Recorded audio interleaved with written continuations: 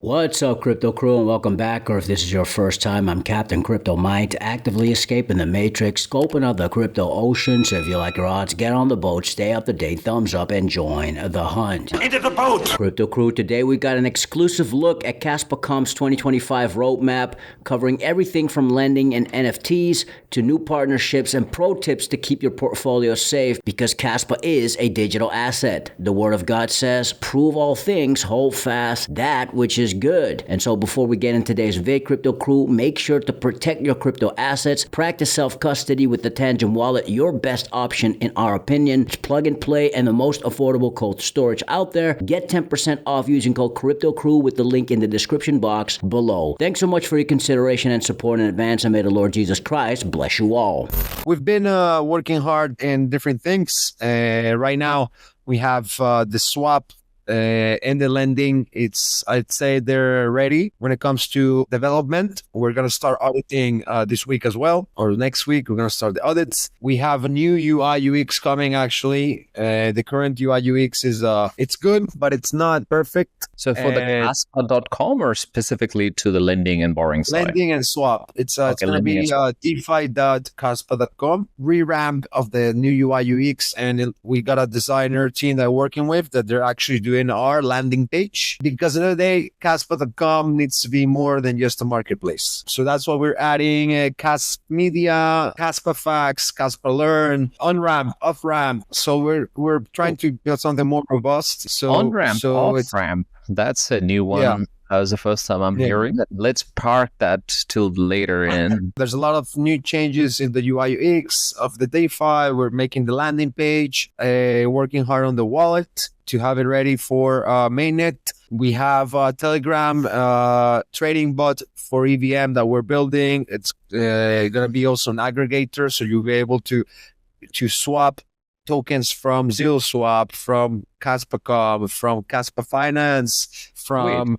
So is it not similar? Is it similar to C-Swap, guys? So it's I guess it's similar to them. At the end of the day, the whole idea here is to have a good mobile user experience where you can trade all tokens and not have limited. We can always put our own only, but we decided we want to aggregate and give the users all the options. And so we're gonna be doing that. We have our widget coming, which we already have some partners aligned. Basically, why is this widget good? Besides of expanding the liquidity and more users, also the people who use it are be able to also get fees, 1% fees from trading. So there's a project that wants to put the swap on their website, and people to buy their token for their website, they'll get fees from that as well. So there's an incentive, a good incentive for people to also use it. When I say widget, I mean like an integration of our swap into their platform. Oh, I see. It can be as an iframe. It can be as an iframe, or it can be as a in wallet kind of thing. So we're talking to Casware, we're talking to Castle as well. So we hopefully get it everywhere. Yeah, I see. So if any wallet like Currency Wallet or any other, or Casware, they wanted to integrate, you can just get the DEX directly, which is pretty common, right? Like on Ethereum. Exactly. So if we can give them that and give them a liquidity and give them also incentive of income, then it's a win-win for both of us, Actually, we have a partnership with a group of developers. They have a good technology and high bot security, one of the best in the market, and all of that. So we're actually building with them our NFT marketplace.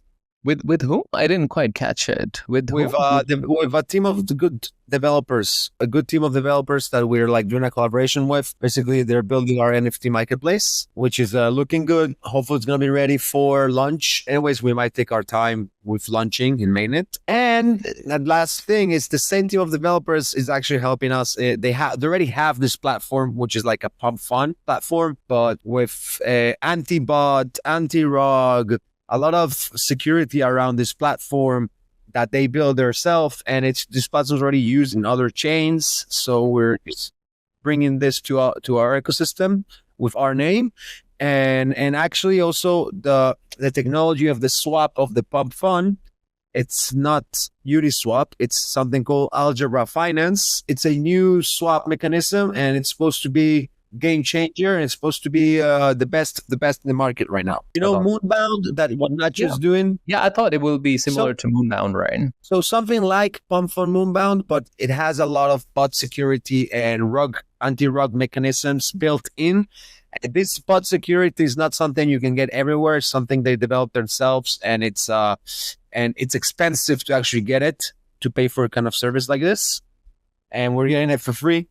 So Awesome. It's a good deal. Yeah, awesome. There's a lot of products on the pipeline.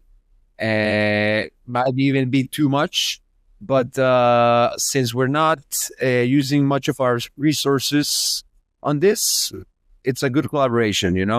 Competition, it's good. I don't want to have a single project, a single product with no competition, because that means they won't have standards. We want to have the best of the best. We need competition. You guys do KRC20 as we speak, 7-to-1 NFTs. You're getting into DEXs. You're getting into lending and borrowing, which we are going to be talking today. Of course, the most important thing is the bridge. So the next step is to partner with the community and partner with projects, even competitors, so they recognize our bridged assets. So the moment we start bridging Bitcoin, we start bridging USDC, whatever it is, it's better if other apps recognize it as USDT as well. So we're working on that end as well. Basically, most of the assets, it's the whole goal of the bridge is to bring liquidity to Kaspa and to bring liquidity for the lending protocol, So that's one of the main goals. It's also one of the important ones to actually make all of this happen. You need to use the stable coins to actually start trading and have a proper DeFi ecosystem. Yeah. And when you're talking about bridges, you are specifically saying bridges for stablecoin? We can basically do any token for any other chain. So if we need Bitcoin on Kaspa, we can get a wrap Bitcoin from Base or Arbitrum and just bridge it, In one of the previous recording we actually were discussing about ProbiFi. I don't know if you want to cover off. I also learned a bit from the last conversation, a bit more. There's a couple of issues with ProbiFi, of course, besides the fact that they rugged. Also things that made it hard to see. I saw the guys, they were good guys. They were talking to you. They were going on calls with you. They were explaining the technology properly. They were helping each other, helping people in other groups. In my main Telegram of KaspaCom, in Casplex, helping with development, helping with code. So they were like in the community, and that helped them be trustworthy, That's one thing that they did good, that it was hard for us to recognize, It wasn't a person that just spoke and left, They actually had good connections with people, which is what makes it really hard. The second thing is that they basically reached out to people to have a collaboration, a partnership. After going with calls and conversation with them that you think you're trustworthy, they basically got a piggyback ride from these partnerships, promoting them, collaborating them with their NFTs or with revenue, whatever it is. Basically, they got public marketing and assurance from important players in the ecosystem because they were helping each other, So how can we learn from piggyback riding? First of all, we shouldn't publicly endorse any project that we don't actually have a working product already. If a project is raising funds without even building for more than a month or two, red flag. The moment come and offer you a revenue share or a percentage of income or something from their project, that's basically they're paying you to shield them. That's basically they paying you to market them. We can't endorse anyone who we don't know. They got to know them. They got to do calls with them and talk with them. I also got to know them. Even after we knew them, we didn't endorse them because we thought the fact that they're raising funds before was a bit weird. KaspaCom did give the community a whitelist, but in that whitelist, we didn't do it publicly on X. We didn't endorse them. And we were straightforward to the community telling them, listen, we don't endorse them. This is not for you to go mint. We know the community wanted to get a cheaper price to mint, so we gave it to you.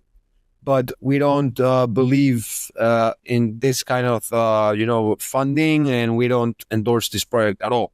So as a quiet disclaimer, people say that we're hiding our faces, and running from responsibility, but we didn't do anything wrong that we should take responsibility for. But I can control it. We're trying to be as decentralized as possible. Rugs are going to come Doesn't matter what you do. And also another thing that we saw that in the mint itself, Munatoshi took 4 months to mint out, to sold out. Their NFT had 6,000 pieces, even expensive price, and they sold like 2,000, 2,500 in a couple of hours. That has to be a red flag already. You have to check who the minters are as well. That part of the information is public. You can see who are they, what NFTs they have. And most of the top minters were fresh wallet filled with with only ProbiFi. So they're basically generated hype and mint their own NFTs. Seems very regular. Yeah, it's very common in NFT space, especially.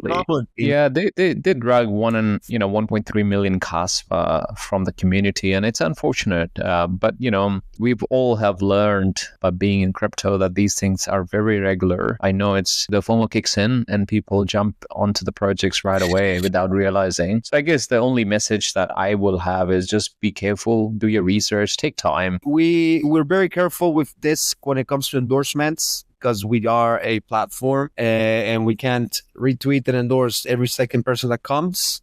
So we have strict guidelines on what we do and how we do it, with who we do it. I suggest everyone else thinking about their guidelines and what they do. I understand the fact that you want to help, but you have to understand sometimes that if it's gonna hurt your community, then you shouldn't.